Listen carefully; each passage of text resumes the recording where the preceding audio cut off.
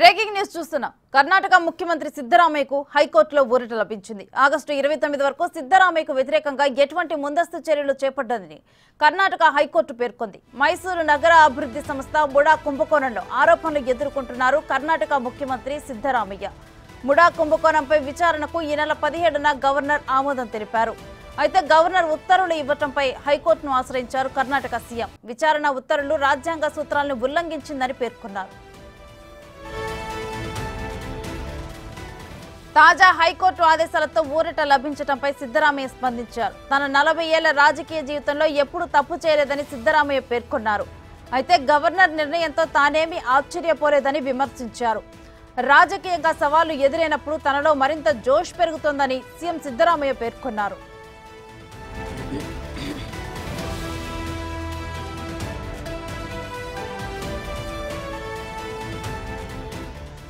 తన రాజకీయ జీవితం తెరిచిన పుస్తకం అంటూ ఇప్పటివరకు ఎలాంటి తప్పు చేయలేదని, భవిష్యత్తులోనూ చేయనని పేర్కొన్నారు సిద్ధరామయ్య.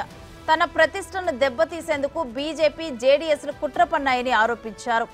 గవర్నర్ ఆదేశాలు కూడా రాజకీయంగా ప్రేరేపితమైనవేనని తేల్చేశారు. వాటిని రాజకీయంగా, న్యాయపరంగా ఎదుర్కొంటారని ధీమా వ్యక్తం చేశారు.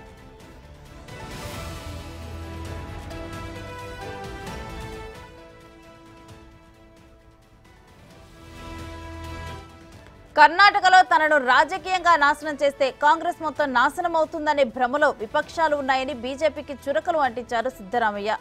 మహారాష్ట్ర, జార్ఖండ్, ఢిల్లీల మాదిరిగా కర్ణాటకలోనూ ప్రభుత్వాన్ని అస్థిరపరచాలనే కేంద్రం ప్రయత్నాలు చేస్తోందని ఆరోపించారు.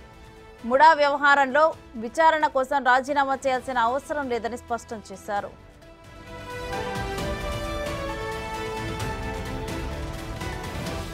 ఇక ఇదే అంశానికి సంబంధించి మరిన్ని డీటెయిల్స్ మా ఢిల్లీ ప్రతినిధి శివ అందిస్తారు.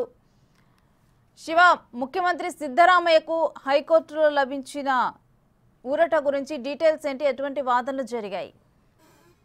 రైట్ రేణు, కర్ణాటక ముఖ్యమంత్రి సిద్ధరామయ్యకు కర్ణాటక హైకోర్టులో ఊరట లభించింది.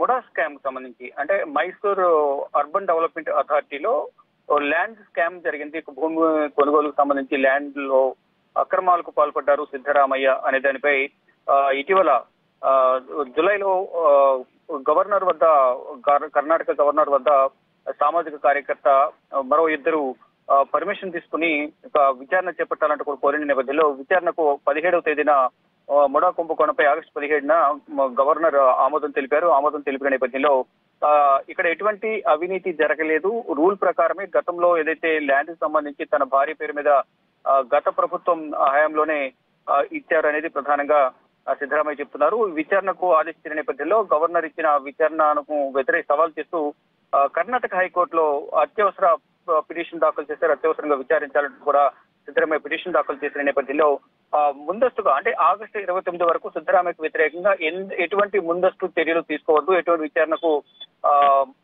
విచారణకు ఆదేశాలు ఇవ్వద్దంటూ కూడా కర్ణాటక హైకోర్టు ఆదేశాలు జారీ చేసి ఇక తదుపరి విచారణ అనేది 29వ తేదీన జరగబోతుంది. ఇక ముడా స్కామ్ కి సంబంధించి విచారణ చేస్తే సరిపోతుంది, దానికి విచారణకు రాజీనామా చేయాల్సిన అవసరం లేదు అనేది ప్రధానంగా సిద్ధరామయ్య చెప్తూ ఉన్నారు.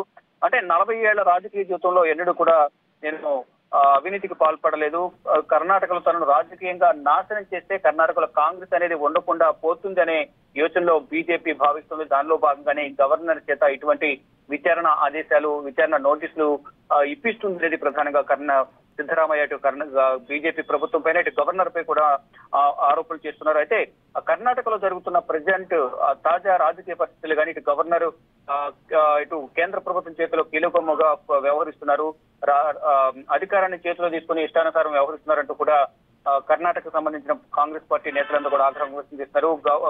రాష్ట్రపతి ద్రౌపది ముర్ముకు లెటర్ రాసేందుకు కూడా వారందరూ సిద్ధమవుతున్నారు.